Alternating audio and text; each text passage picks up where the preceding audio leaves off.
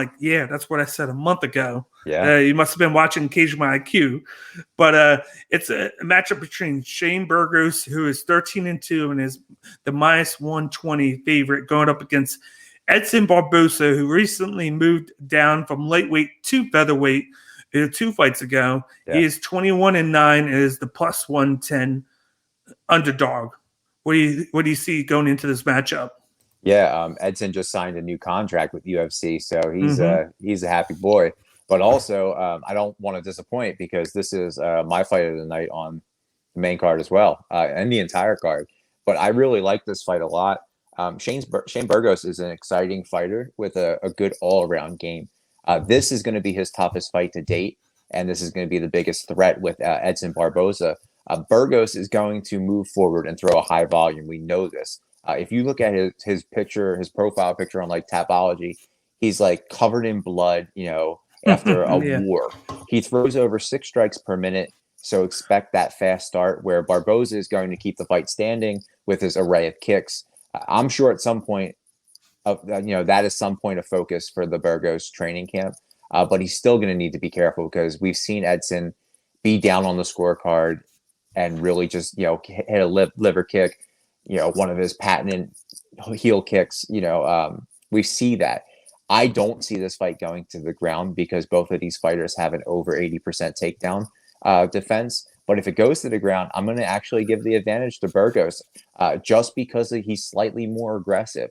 He looks for ground and pound. He looks to kind of decapitate his opponent, where Edson calculated. He's looking to get the submission. He's looking to drop those elbows if he's on top, if he's got mount. But he's not the more aggressive fighter between these two. He's an aggressive fighter, but not the more aggressive fighter. With picking this one, again, tough one because I like both these guys. I'm going to actually go with Burgos by decision. I think he's gonna outlast Barboza and he's going to win on the scores card. Yeah, this one was even tougher for me. Yeah. Like you see this, you got Shane Burgos. He lost to Calvin Cater. He beat Kurt Hollabaugh. He beat Cub Swanson. He beat Makwan Amirkhani.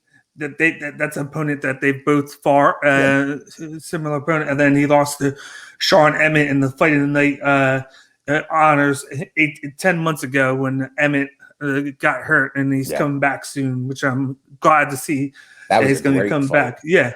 Fight Whereas, of the year candidate. Oh, that was so great. Good. So good. And then you got Edson Barboza. He beat Dan Hooker. He lost to Gagey, Felder, and Dan Ige. And then he came over to featherweight, and he beat Makwan and Mirkani right there. So that's the same opponent. You got, like I said, Burgos is the minus 130 favorite. He fights out in Monroe, New York, 30 years old, 146 pounds, 5'11", with a 75.5 reach. And then he fights out Tiger Schulman Mixed Martial Arts. Quick note by that, I just released my interview with Julio Arce, who fights out of Tiger Schulman. So check that out on the YouTube channel. And then go watch Shane Burgos this Saturday. But then you got Edson Barboza, who's 21-9, plus 105 underdog. He fights out Jupiter, Florida. He's from Brazil. He's 35 years old, 145 pounds. He's 5'11", and then he has a 75 reach. And he fights out both the Armory and the American Top Team. They both had 2 different styles, and they both go into the octagon with 2 different game plans. You got Shane Burgos, like you said. He's going to come after you. He's going to pressure you, and he's just going to go on an onslaught. Sometimes it works against him. Sometimes it works in his favor. Mm-hmm. In the 2 losses that he had, it worked against him because when he comes after you, he leaves himself open. Like I said before, he's another guy that he's going to take a punch to get a punch. He's going to trade with you. And where this makes the thing good early on for Barboza is Barboza likes to get started early in the first round. He wants to get started early. One thing Burgos does that's going to leave him out in the open is he always leads with his lead leg. And what I think Barboza is going to do is he's going to attack the lead leg with his leg kicks. Mhm. He's one of the very few guys early on that can beat a guy by medical stoppage due to leg kicks. He's done it twice in the UFC already. The two guys that predominantly started this was him and Jose Aldo. And Edson Barboza still does it. But ever since he moved down to featherweight, he's redefined his boxing skills. Yeah. They've gotten a little bit better because now he's down in like a smaller weight class. He's looked he's looked sharper with his boxing and his striking.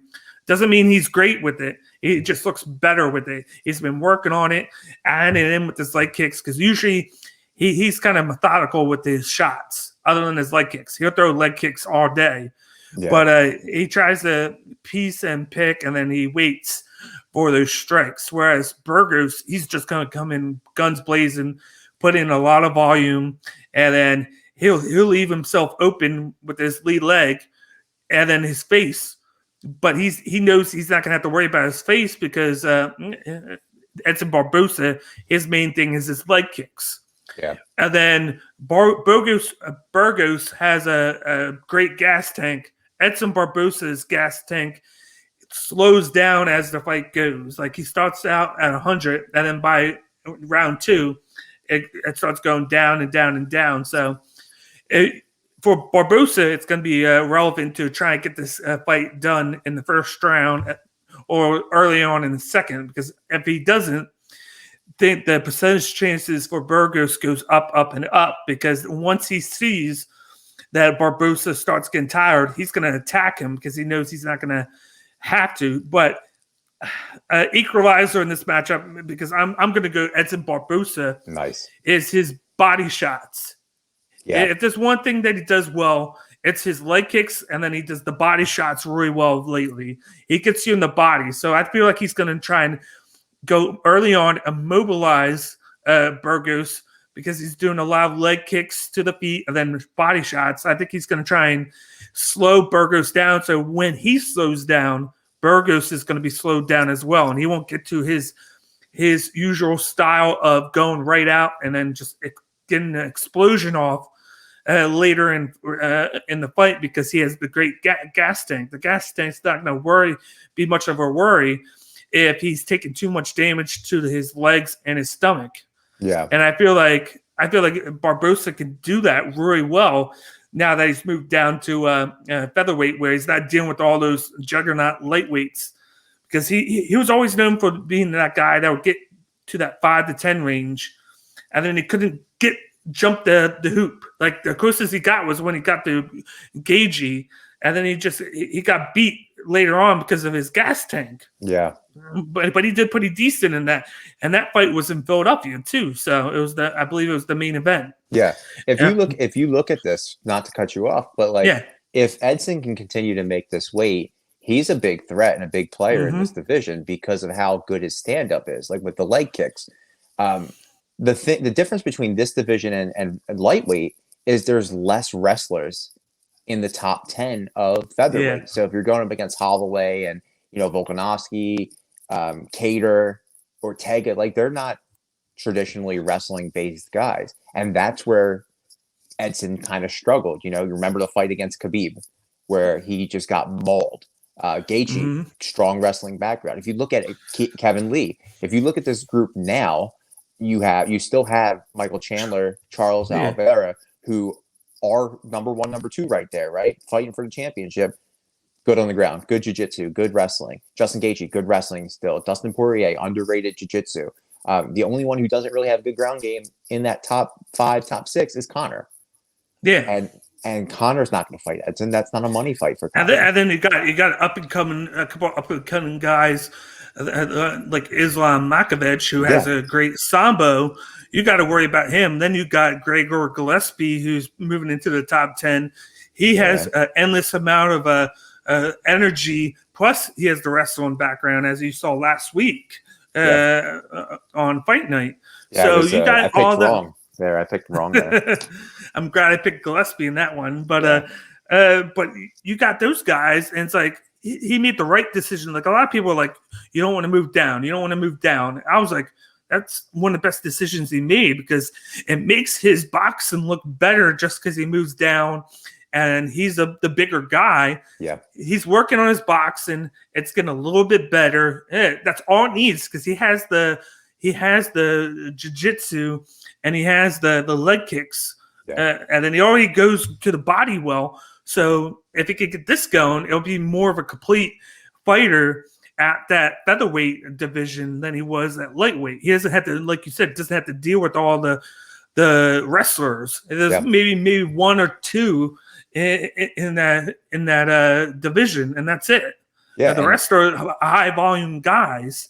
Yeah, the main area of focus is making the weight because he's a big guy to be dropping down that weight, and also that gas tank, like you said, that's huge and that's key. You're going to come in depleted from the weight cut. You're going to be full of water weight after weigh-ins. You know, how good is your gas tank going to be? You need to really cardio is the most important thing for Edson, in my opinion, to keep focusing on. And, you know, he made the decision to leave training camp in New Jersey. So I'm a little salty when he went down to ATT, but going down to ATT really helped with his boxing. So hats off to him. Yep. But let's move on from that